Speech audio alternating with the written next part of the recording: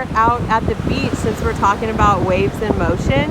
And unfortunately, I should have checked this before I came out here because I drove all the way out to the beach, and YouTube said, sorry, you can't go live on a mobile phone unless you have 1,000 subscribers. So too bad I'm not a YouTuber, because then that would have worked. But while I'm out here and I'm making this video, I just wanted to go over waves a little bit, because I received your responses from the 3 children that said something about waves.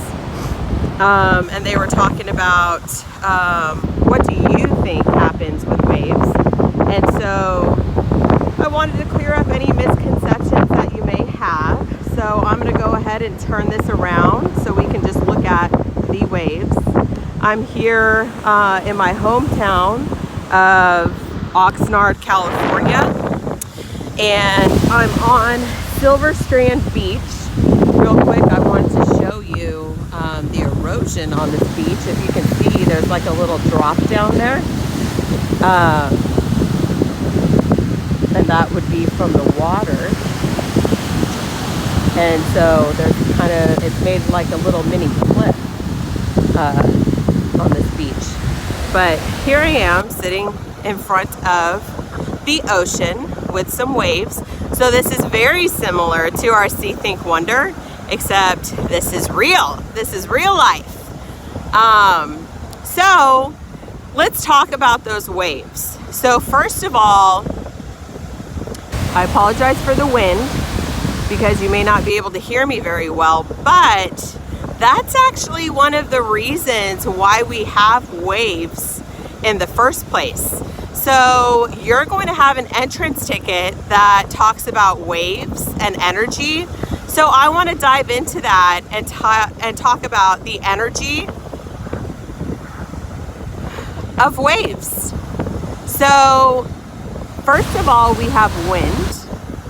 And when the wind hits the water, it goes over those waves. Well, it creates those waves, and it transfers energy from that wind and causes that ripple effect like we saw in our science experiment. So the reason why we have waves, not all the time, but most of the time, is because of wind. Can anybody else think of another reason why we would have waves? Something happens underneath the ocean floor to cause that. If you know the answer to that, when I go live here, once I get to my computer, you can give me that answer. So there's another reason why we have waves that occurs underneath the ocean floor. Anyways, let's go back to that wind and these waves. So when that energy gets transferred, that energy is traveling through a medium, which we call a mechanical wave, and that medium that it's traveling through is water in this case. And so what we should have saw on our science experiment with the glitter is that when the wave travels through, the glitter moves up and down just like this. Okay? And then when we saw that glitter actually get pushed to the edge, that happens because the energy from the wave is being transferred in that collision. So when the energy comes in contact with another object, then that energy is being transferred. So when we have waves, it looks like, let's see this one curling up right here. See that one? It looks like there's a lot of water involved, and there's a lot of water that comes crashing forward, right? But actually, that is not what happens. There's actually very little water involved, and it's the energy that you can see coming. Now, when waves crash on the ocean shore, that's different. So like we can see right up here, the waves crashing on the ocean shore. That's a little different because that is a crest.